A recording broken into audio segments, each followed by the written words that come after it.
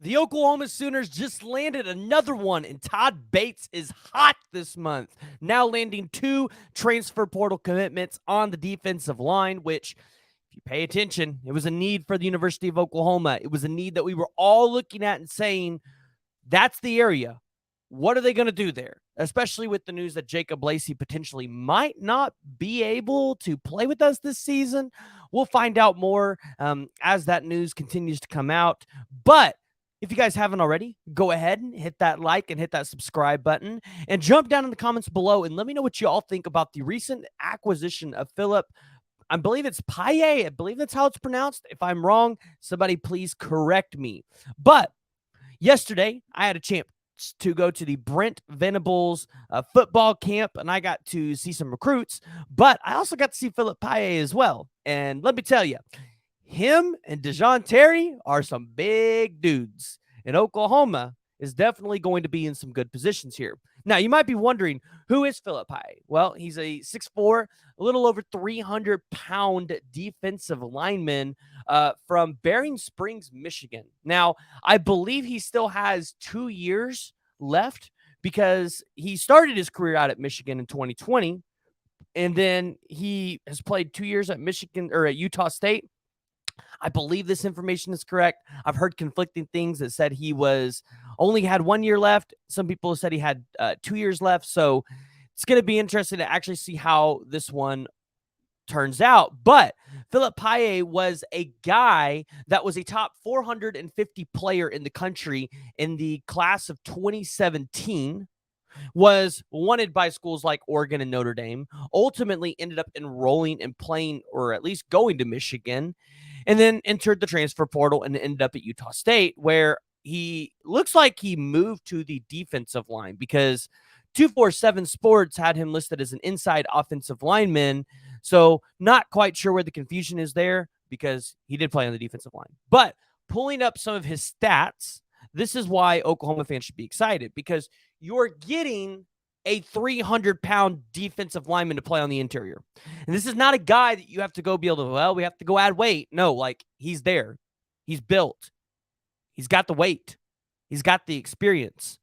So not saying Phillip's going to come in and start for or contend for a starting role, but he might challenge somebody, right? He might push somebody to be a little better.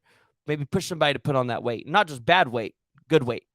So in 3 years of playing, well, I guess they only have 2 years recorded at Utah State, he had 16 total tackles, 5 solos, 2 tackles for loss, 1 interception for 16 yards. Hey, you know what? That's okay. Because, again, stats aren't everything, especially when you're an interior defensive lineman. I think some people expect their interior defensive lineman to go out there and have 50 or 60 tackles. It's not how that works. But Phillip Paea, if he can come in there, he can be a guy that can challenge everybody. And when you look at that roster, yeah, it's kind of thin on the defensive line. I mean, you have Derek LeBlanc, who's a true freshman out of Kissimmee, Florida. You have Jonah Laulu, who is switching from the edge to the inside. You have guys like Marcus Stripling. You have guys like Kevin Gilliam. You have Ashton Sanders, Grayson Halton. I believe Marcus Hicks is playing interior, and Marcus Hicks is over 300 pounds, so I'm excited about that one. And then you have Jordan Kelly and Isaiah Coe, which, by the way, I saw Isaiah Coe walking back from the weight room. He looks good too. But looking at what Phillip Paea can bring, Phillip Paea is a guy that's going to be able to bring experience. So a guy like Derek LeBlanc, a guy like Ashton Sanders, gives them another person to turn to when there's questions, how to play the game, right? So that's really good there. And if Oklahoma only gets a 1-year rental out of Paea, well, that's okay. You at least were able to fill a need for this upcoming season. Now, when you look at what the Sooners could get in this class, because we look at this every single time we talk about the defensive line because it's so important, they're going to be addressing these needs. So where I'm going with this is what you're seeing right now with the Sooners taking transfer portal guys.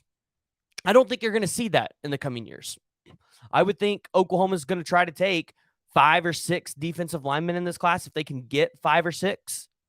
And they're going to try to start bolstering up that defensive line as much as possible with young guys that they can ultimately grow and develop and eventually have tenured guys instead of having to dip into the transfer portal to take 2 or 3 experienced guys every single cycle. I think their goal is to build a big defensive line that can grow through the years. And obviously, we've talked about some of the biggest names for Oklahoma: Williams Nwaneri, David Stone, Dominic McKinley. Obviously, Edric Houston took a visit, but I don't think Oklahoma's really in consideration there anymore. You have Joseph Jonah Ajonye, who a lot of us are high on, rightfully so. He's now the number 58th ranked player in the 247 composite. You have Nigel Smith, who a lot of people, including myself, believe will be at Oklahoma, but this past weekend was at the Ohio State on an official visit. So that's one that you'll have to keep an eye there, because Larry Johnson, the godfather of defensive line recruiting, whenever he's in there, you can't count the bag just yet. But then there's some guys that are lower end on the tier. Like maybe Oklahoma can go in there and try to flip a Kellen Lindstrom from Springfield, Missouri, currently committed to Tennessee. Maybe Oklahoma can go out there and get a guy like Owen Waffle, who just decommitted from Notre Dame. Or you could look at Alex January, a 6'4", 325-pound defensive lineman from Duncanville, Texas.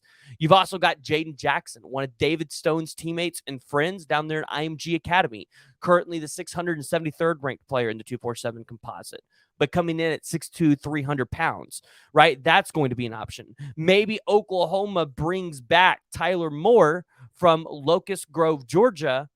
Maybe they give him a PWO and say, hey, we want you to be a part of this team. We don't have any scholarships, but we want you to be a part of this team. Here's your PWO. You'll have an opportunity to earn a scholarship later.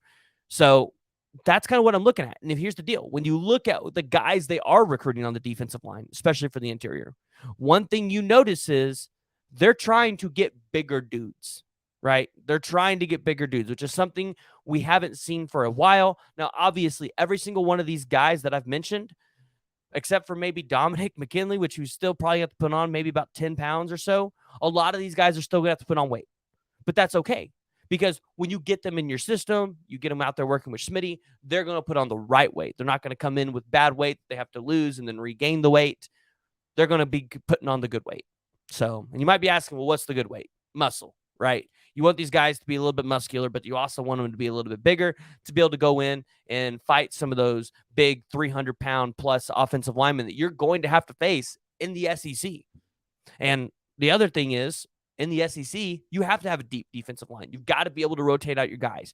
You can't just roll out there with a David Stone, Williams Nwaneri, Dominic McKinley, Nigel Smith, and Joseph Jonah Ajonye defensive line. You have to be able to rotate these guys in and out because they're going to get tired. That's just how it's going to work. Oklahoma is not going to be stopping guys 3 downs every single time the other team goes out there. It's just not going to happen. So, but Phillip Paea commits to the University of Oklahoma.